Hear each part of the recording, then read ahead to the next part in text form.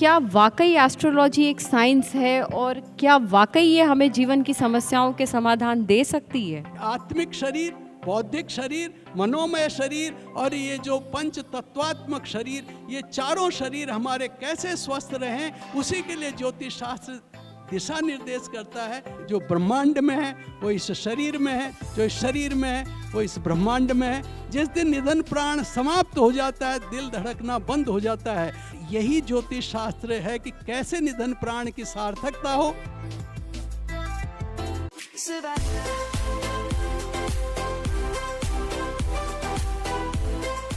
मैं पंडित शास्त्री से पूछना चाहूँगी, इन्होंने इस टॉपिक को कई जगह पे साझा किया है कि क्या वाकई एस्ट्रोलॉजी एक साइंस है और क्या वाकई ये हमें जीवन की समस्याओं के समाधान दे सकती है?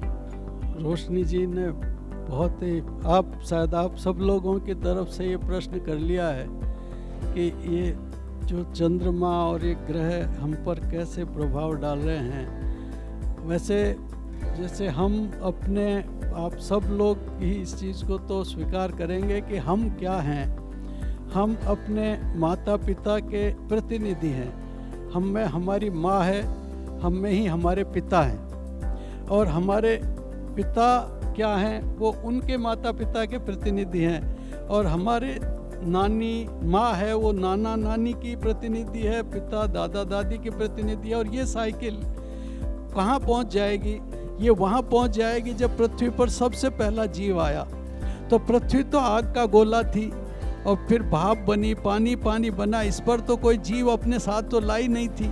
तो यहाँ पर फिर सब भाप के साथ में पानी ही पानी हो गया चारों तरफ, और चारों तरफ जब पानी हुआ तो पानी में सबसे पहला जीव आया। आज के वैज्ञानिक तो कहते हैं कि उल्का पिंड से कोई जीवाश्म आया, लेकिन ज्योतिष शास्त्र और वैदिक वाङ्मय कहता है सूर्य रश्मितो जीवो विजायते, कि सूर्य की किरण रूपी स्पर्म से सबसे पहला जीव पृथ्वी पर आया।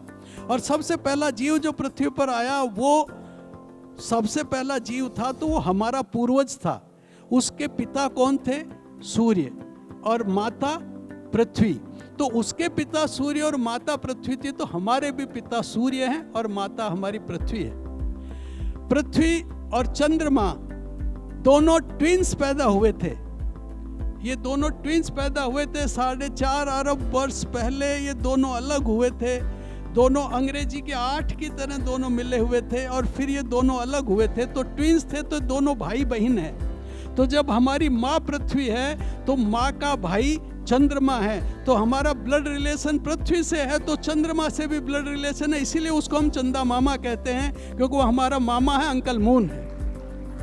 और जब मैटरनल और पैटर्नल दो तरह के रिलेशंस होते हैं, जब हमारे माता की तरफ से और पिता की तरफ से, तो सूर्य के बुध बृहस्पति शुक्र शनि ये सूर्य के चक्कर लगाते हैं, ये सूर्य से अलग हुए हैं। तो ये हमारे चाचा ताऊ, उनके बेटे बेटी, ये सब भी हमसे रक्त संबंध रखते हैं। और इसीलिए ये जितने भी ग्रह हैं वो हमारे शरीर से संबंध रखते हैं। इसीलिए कहा है यत पिंडे तत् ब्रह्मांडे, यत ब्रह्मांडे तत् पिंडे। जो ब्रह्मांड में है वो इस शरीर में है, जो इस शरीर में है वो इस ब्रह्मांड में है। इसलिए ये सारे ग्रह हम पर बहुत बहुत प्रभाव डालते हैं, जिसे मैं समझता हूँ कि आज की चिकित्सा पद्धति भी इसे स्वीकार करती है कि हम में जो दिल धड़कता है, ये दिल जो धड़कता है, श्वास जो हम लेते हैं, ये सब ग्रहों के कारण है। कि शनि के कारण हम सांस ले रहे हैं, हमारे श्वास प्रश्वास चल रहा है, वो वायु का कारक है।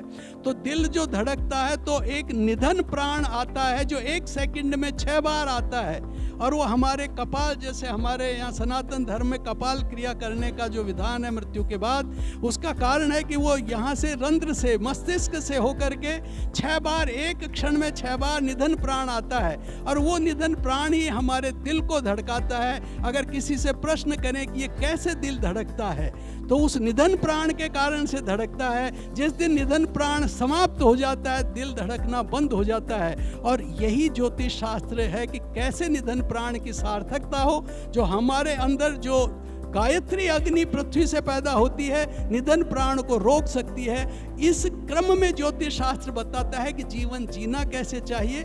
और जो आज की ज्वलंत समस्या है कि कैसे हम खुश रहें, कैसे हम स्वस्थ रहें। और स्वस्थ रहने के जो अनेक तरीके हैं कि आत्मिक तरीके से, बौद्धिक तरीके से, यानी आत्मिक शरीर, बौद्धिक शरीर, मनोमय शरीर और ये जो पंच तत्वात्मक शरीर, ये चारों शरीर हमारे कैसे स्वस्थ रहें, उसी के लिए ज्योतिष शास्त्र दिशा निर्देश करता है और ज्ञान प्रदान करता है कि हमें कैसे प्रसन्न रहना चाहिए, कैसे हम खुश रह सकते हैं। क्योंकि एकांगी होकर के कभी कोई खुश नहीं रह पाया।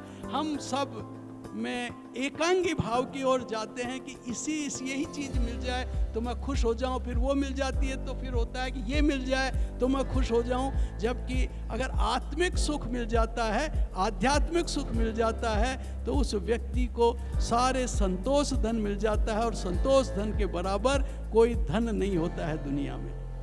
धन्यवाद।